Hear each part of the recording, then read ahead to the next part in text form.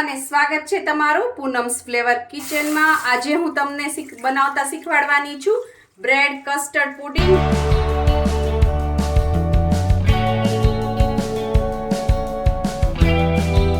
બહુ જ ઈઝી છે, બહુ જ ઈઝી અને એટલું ટેસ્ટી છે, કોઈ પણ બનાવી શકશે, કોઈ પણ જાતની મહેનત નહીં થાય। તો તમને બનાવતા શીખવાડી દઉં। મેં અહીંયા લીધું છે 500 ml દૂધ લઈ લીધું છે। બની શકે તો ઘાટું દૂધ લેવાનું, મલાઈ કાઢ્યા વગરનું જે આવે આપણે તાજું દૂધ એ લેવાનું। પણ જો તમારું દૂધ પાતળું હોય અથવા તો તમે ગરમ કરી લીધું હોય તો પણ કંઈ જ વાંધો નહીં આવે। હવે આ દૂધને છે આપણે ગરમ કરવા મૂકી દીધું છે અને એની અંદર આપણે ખાંડ નાખવાની છે। તો હું ખાંડ નાખી દઉં એની અંદર। હું અહીંયા 4 ચમચી જેટલી ખાંડ નાખું છું। આપણે આખું જે કસ્ટર્ડ પુડિંગ બનાવવાના છીએ પુડિંગના માપની ખાંડ નાખી છે। અત્યારે દૂધ જોઈને દૂધના માપની ખાંડ નથી નાખી, આખા પુડિંગના માપની છે, એટલે મેં અહીંયા 4 ચમચી નાખી છે। જો તમે વધારે ગળ્યું ખાતા હો તો તમારે વધારે નાખવાની। હવે આને આપણે સરસ આની અંદર મિક્સ કરી દઈએ અને આને ઉકળવા દઈએ। અહીંયા આપણું દૂધ તો ઉકળે છે, સાથે સાથે અહીંયા એક વાટકો લઈ લેવાનો છે, એની અંદર થોડુંક દૂધ નાખવાનું છે, એક નાના કપ જેટલું। અને આ દૂધ છે ગરમ ના હોવું જોઈએ, રૂમ ટેમ્પરેચર ઉપર હોવું જોઈએ। હવે આપણે એની અંદર નાખવાનો છે કસ્ટર્ડ પાવડર। મેં અહીંયા વેનીલા ફ્લેવરનો કસ્ટર્ડ પાવડર લીધો છે, તમે કોઈ પણ ફ્લેવરનો લઈ શકો છો। આ 1 ચમચી અને આ 2 ચમચી, 2 ચમચી ભરી અને કસ્ટર્ડ પાવડર નાખવાનો છે। ઠંડા દૂધમાં અથવા તો રૂમ ટેમ્પરેચર વાળા દૂધમાં નાખવાથી કસ્ટર્ડ પાવડર છે એ ઇઝીલી મિક્સ થઈ જશે।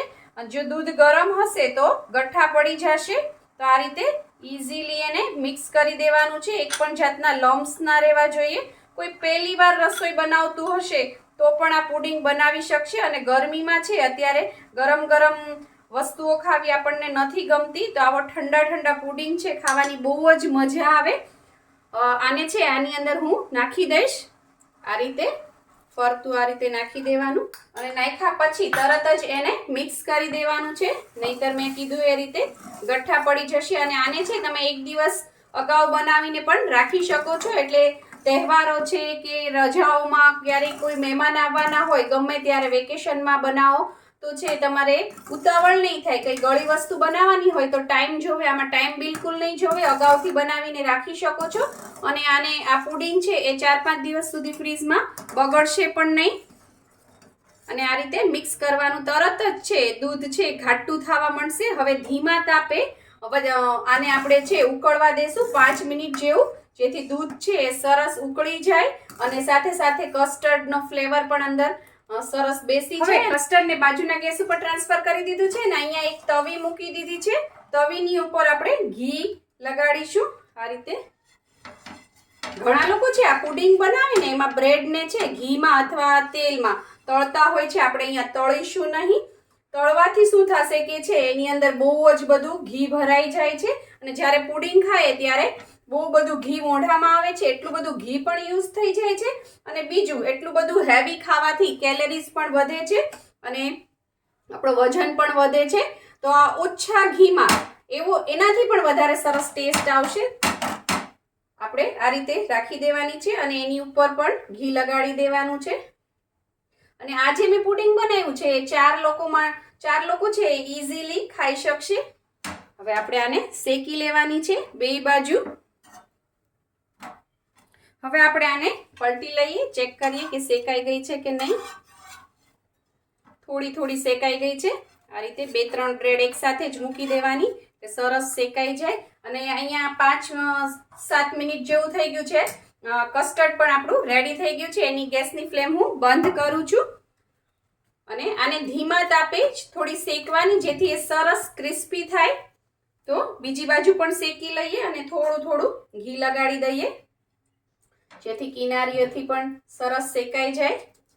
આપણી બ્રેડ સરસ શેકાઈ ગઈ છે, એને એક પ્લેટમાં ટ્રાન્સફર કરી દઉં। અને એક વાતનું તમને કહેતા ભૂલી કે જે પણ તમે બ્રેડ લો એની કિનારી છે એ કાઢી લેવાની અથવા તો આવી રીતે ક્રસ્ટલેસ કિનારી વગરની જ બ્રેડ સિલેક્ટ કરવાની।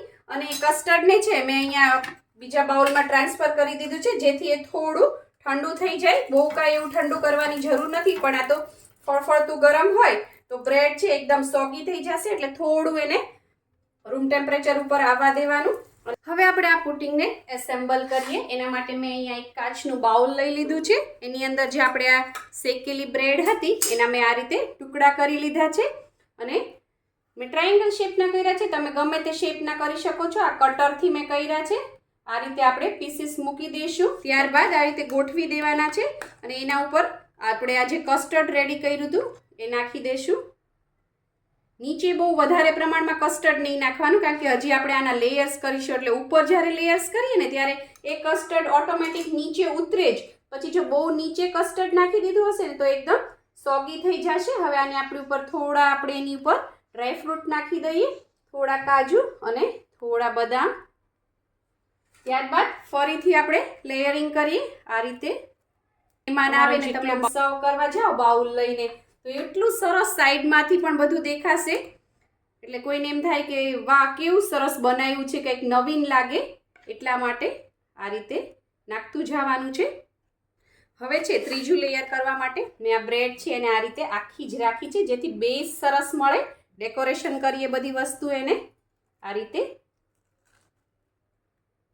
ગોઠવી દેવાનું છે અને આ જે બધું કસ્ટર્ડ છે એ બધું આની ઉપર નાખી દેવાનું છે. આ રીતે તમે જોઈ શકો છો. હવે આપણે આની ઉપર ફ્રૂટ્સ મૂકી દઈએ. મેં અહીંયા લીધા છે કેળાના ટુકડા કરી લીધા છે.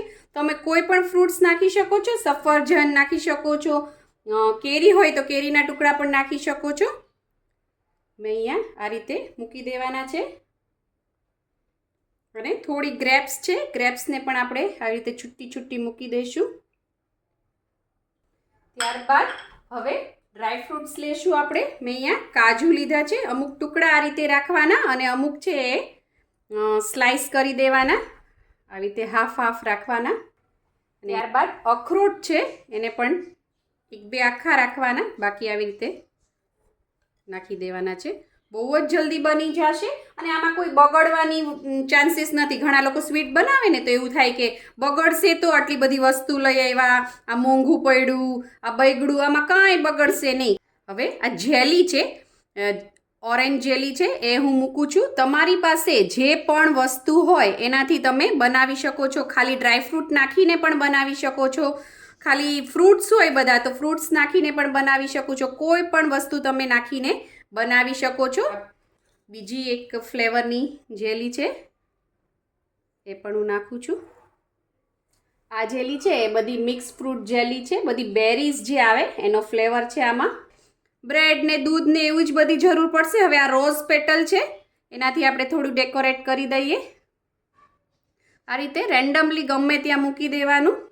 આ પુડિંગને મેં ગાર્નિશ કરી લીધું છે. તમે જોઈ શકો છો એનો લુક કેટલો સરસ આવે છે ને ટેસ્ટ પણ એટલો જ સરસ હોય છે, કારણ કે હું તો આ પુડિંગ અવારનવાર બનાવું છું. મેં અત્યારે હોળીમાં આ બનાવ્યું હતું અને 5 જ મિનિટમાં સફાચટ થઈ જશે. બધાને ખૂબ જ પસંદ આવશે. હવે શું કરવાનું છે, હવે તમારે આ બાઉલને ફ્રીઝમાં 5 થી 6 કલાક સેટ થવા માટે રાખી દેવાનું છે, જેથી બધી વસ્તુ સરસ સેટ થઈ જાય. ત્યારબાદ તમે આને સર્વ કરી શકો છો. હવે આમાંથી હું તમને એક પીસ કટ કરીને દેખાડું કે કેવું બન્યું છે. મેં આને છે 8 કલાક ફ્રીઝમાં રાખ્યું હતું. જો તમને હું સાઈડથી પણ દેખાડું છું કેટલું સરસ લાગે છે, કેવા સરસ લેયર્સ થયા છે. અને હવે આપણે થોડું કટ કરીએ આને.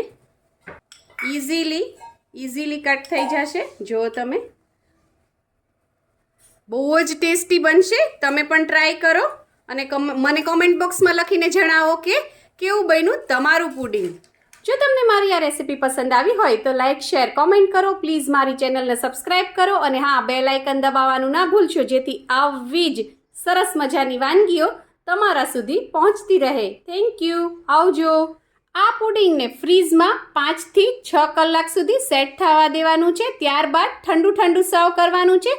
ફ્રીઝમાં મૂકવાનું છે, ફ્રીઝરમાં નહીં, ફ્રીઝના નીચેના કમ્પાર્ટમેન્ટમાં રાખવાનું છે.